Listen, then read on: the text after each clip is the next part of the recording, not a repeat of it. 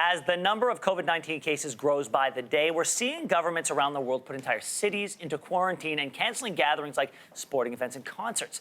But what impact do these policies take on the social well-being of the public? That's exactly what our next guest is researching. I'm joined now by Dr. Scott Halperin of Dalhousie University. Thank you so much for being here. Your project was successfully chosen for funding by the Canadian Institutes of Health Research's Novel Coronavirus Rapid Research Funding Opportunity. That is a mouthful for sure. So your goal is to actually inform policy and to do so quickly. What do you want policymakers to be able to take away from your findings?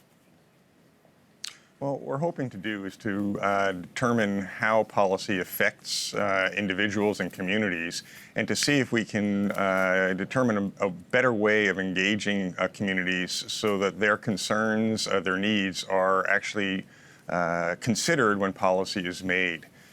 So what we'll be doing is having discussions with members of the public, community leaders, members of the media, physicians and nurses and frontline practitioners who are caring for patients to see how the policies are affecting them, affecting their work, their daily life, their psychological well-being, all aspects, and see if we can feed that back so that policy can be improved. Now, how much weight should it be given? Should considering the social impact of an outbreak-related policy be just as important to policymakers as actually containing the virus?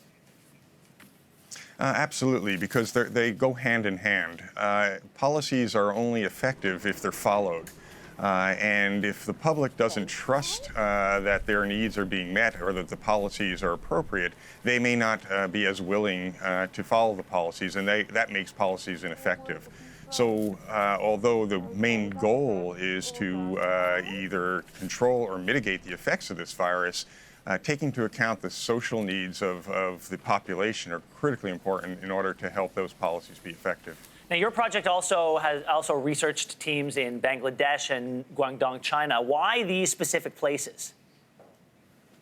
Well, what we wanted to do is look at cross-cultural differences, as well as differences in countries of varying capabilities to implement policies and to mitigate this. So, Canada being a high-income country, we wanted also to look at an area of China, which is a high middle-income country, and Bangladesh, which is a low middle-income country, and to see how policies in these different settings can be effective and how they can engage their own populations to actually maximize the benefit of the policies within the context of their own countries and their own capabilities. Did anything stand out from those two other case studies for you?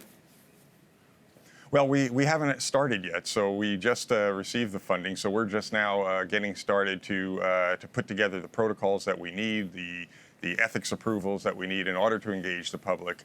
So this is a work that's just getting underway. And has there been interest from other countries to see what your plans are with this project? Well, in fact, the projects that CIHR, the types of projects that CIHR sought to fund were based on a global collaborative initiative to identify research needs. So these were needs that have been identified not only by Canada, but worldwide. So this was an effort that was in collaboration with the World Health Organization and other international agencies that have identified what research needs were, not only these social research needs, but also biologic research needs. Dr. Halperin, thank you so much. We wish you the best of luck. My pleasure. Thank you for having me. Thanks for watching. If you like this, be sure to subscribe here. And you can check out more Your Morning videos right here.